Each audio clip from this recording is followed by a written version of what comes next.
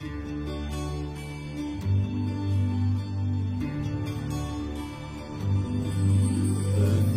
à moi, vous qui portez un fardeau. Venez, vous tous qui peinez. Et moi, je vous soulagerai. Chers frères et sœurs dans la foi, en faisant un survol sur les lectures de ce 14e dimanche du temps ordinaire, des questions multiples ont fait l'objet de ma méditation. Entre autres, quelques-unes de ces questions m'ont semblé être les plus percutantes. Il s'agit de questions relatives à l'exercice du pouvoir, à la royauté et à la gouvernance. Le pouvoir est-il une puissance à imposer ou un service à rendre?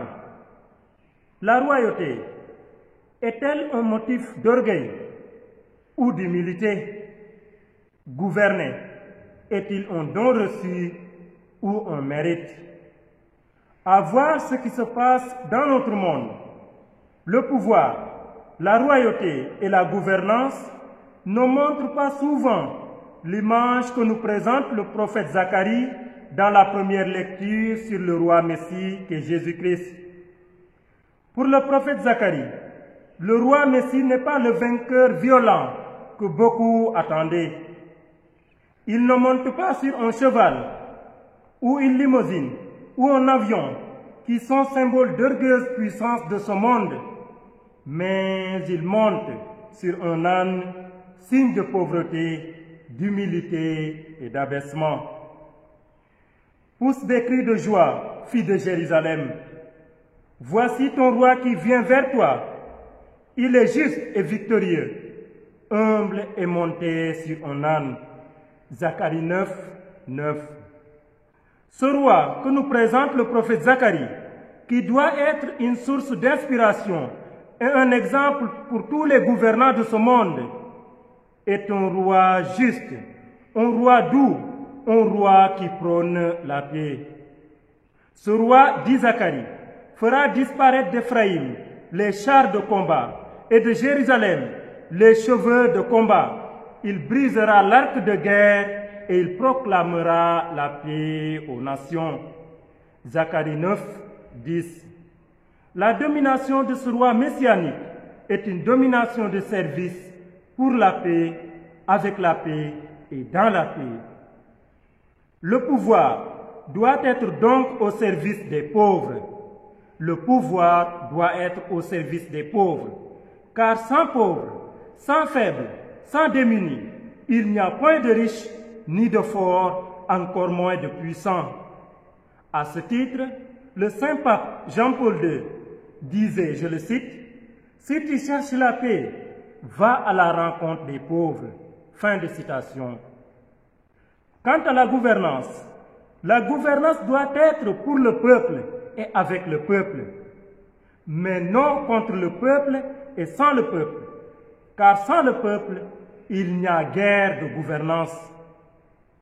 Suufee lu daa baax ci nguur, suufee lu daa baax ci bépp nit bu am doole ci bërëbu liggéeyukaayam. Neexaayu nguur warul tax ñuy lor ay doomu aadama. L'exercice du pouvoir ou le don de gouverner un peuple, une organisation, une structure ou une entreprise doit toujours, et je dis bien toujours, dans toutes les circonstances, se faire dans la paix, par la paix et avec la paix. Jàmm rekk a neex, te balaa nga koy xam nga feebar wala nga am métit.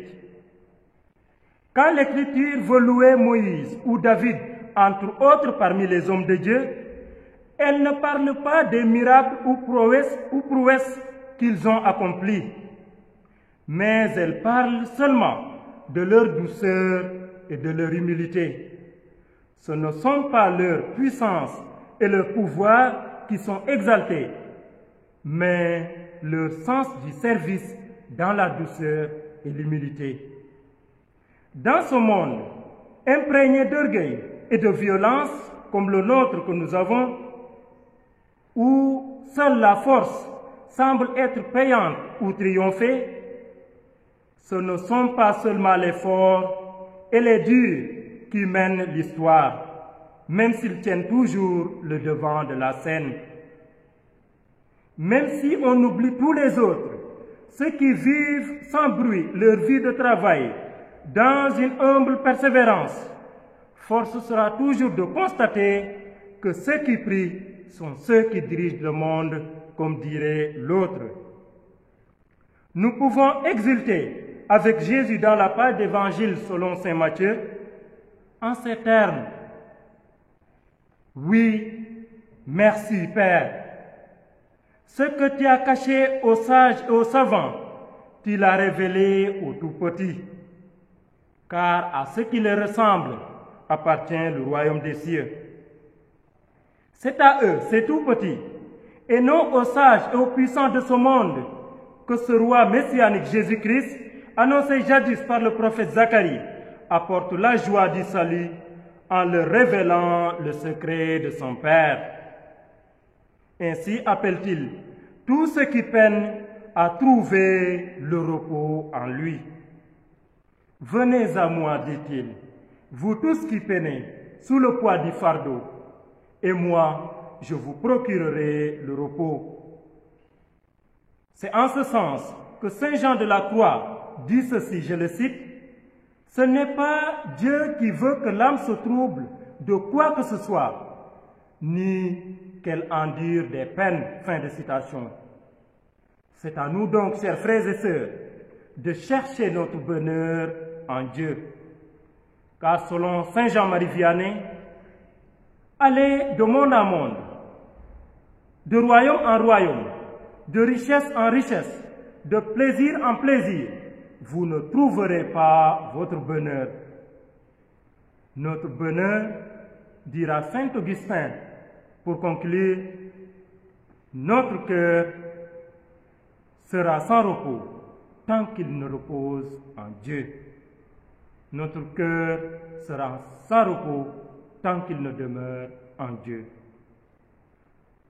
Donne-nous, Seigneur, ce repos, surtout en ce temps de pandémie, où le monde entier ploie sous le fardeau de la Covid-19, toi qui règnes pour les siècles des siècles. Amen.